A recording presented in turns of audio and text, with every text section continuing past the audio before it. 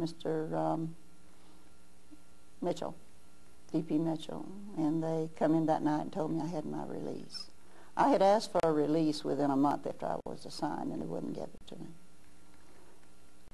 And where did they assign you after you got your release? Well, I had hoped they would send me overseas, but that night they called me to the orderly room and told me I was going down and work for 2 weeks for Major White in the supply department of the engineering division. His secretary's mother had passed away, and I was going to take her place. And I said, I can't do it. I was just a kid, and I did not feel capable of doing secretarial work. I was inferior. I felt like I was inferior. But you know what I did? I went down next morning and became Major White's. I didn't become a secretary because I took one look at what she had in the typewriter, and I knew I couldn't do it.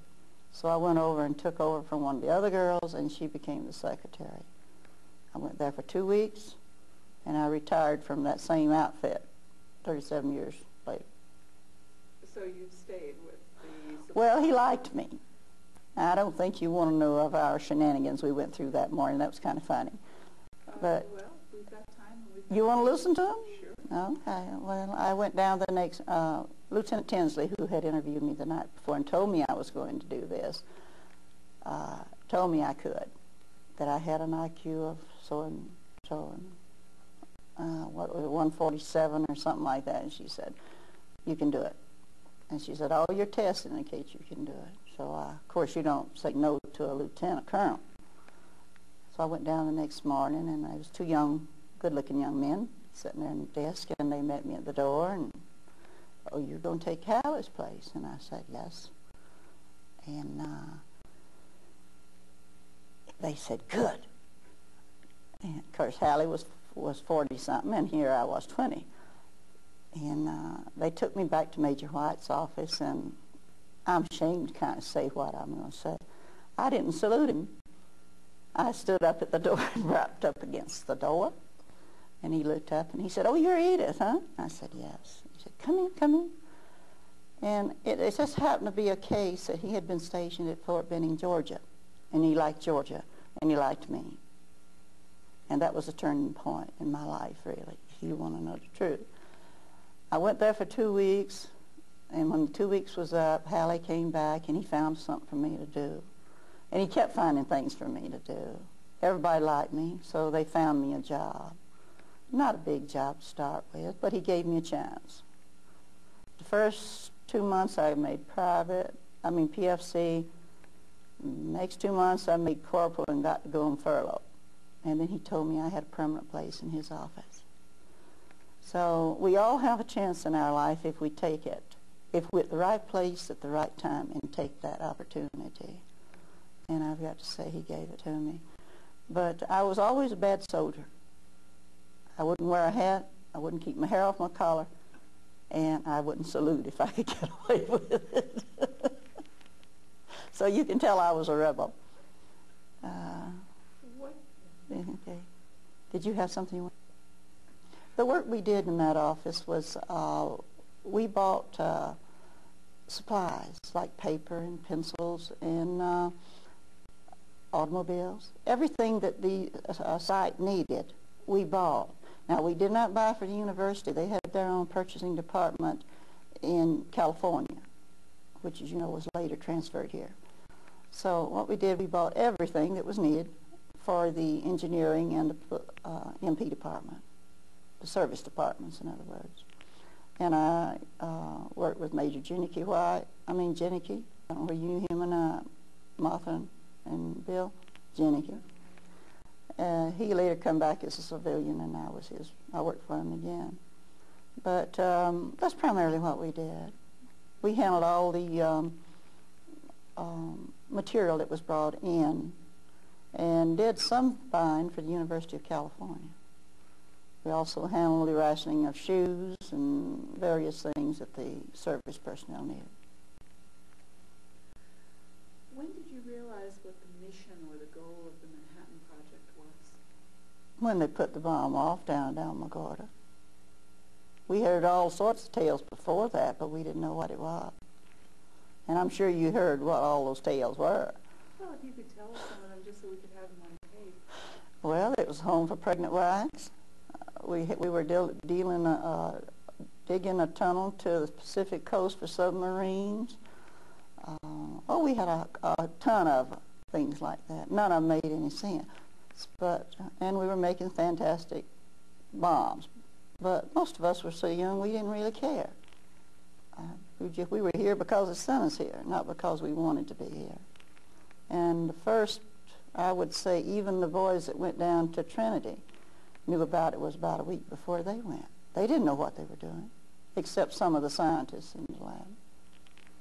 The boys that worked piecemeal, they knew they were working on certain items, but they didn't know what it was for. So that the vision of the entire project was not known throughout the No. You had to be in the no crowd to realize that we were working on something like that. None of us had ever fantasized something in the order of an atomic bomb. We heard one time we had made something called firebomb. Now, I don't know how true that was either. I do know that later there was one that was developed and was used. But I can't say it was done here because I don't know anything about the scientific angle of it. Who were your commanding officers? I'll have to call and tell you her name. I don't know. Oh, it doesn't matter? I don't remember. I remember Lieutenant Tinsley because she was primarily in charge of us. But I don't. Lieutenant Wyman was her name, but I don't know her first name. She was in charge of the whole White Detachment. And then Lieutenant Tinsley was under her. Did your officers ever change, or did the officers? Oh yes. Lieutenant Wyman come in and took an officer's place. I don't remember who she was. She wasn't here long after I came, before Lieutenant Wyman came in. And I think she became a captain before we were discharged. I'm not sure. Did these officers have any differences in the way that they handled civilian-military relationships within the town? Oh, I don't know that they had any different way of handling them. They had to work, I'm sure, with them because we were assigned to the laboratory, most of us. And they had to work with the civilians to see how we were doing, how we would get our promotions, and whether we should be transferred. But I don't believe there was any close contact, social contact too much or anything. We were kind of isolated incidents. The civilians stayed by themselves and the military by themselves. So you would say, for instance, that your WAC barracks was a cohesive social unit rather than your group that you worked with? Well, the group we worked with were mostly military anyway. See, I worked with a group of military engineers. The University of California girls worked with scientific personnel.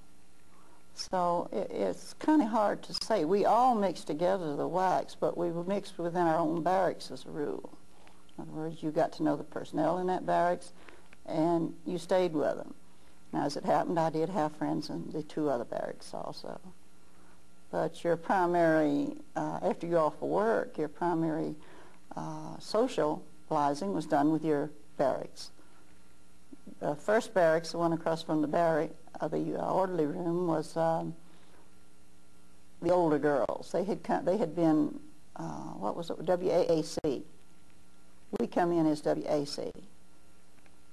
Can you, just for the tape, state the distinction between that? WAAC was a Women Army Auxiliary Corps. That was what it was initially set up for, to distinguish women from men. And just before I went in, they changed it to Women's Army Corps. In other words, they made us part of the Engineering Corps and the Army up here. But that was the only difference. Now, I've read a memoir that one WAC wrote about her particular barracks, and she said that their barracks had a bathtub that... We did, in the one I was in. We were a double-winged barracks made like an H. if you can picture a building built like an H. It had a hallway running from one wing to the other. In between, we had showers with doors. Very nice. One of the nicest barracks. It was the nicest barracks up here, to be honest about it. And we had showers. We had bathtubs. And I think we had the nicest group. Well, it sounds definitely very good. And I gathered that yours was the only bathtub apart from bathtub. I think so.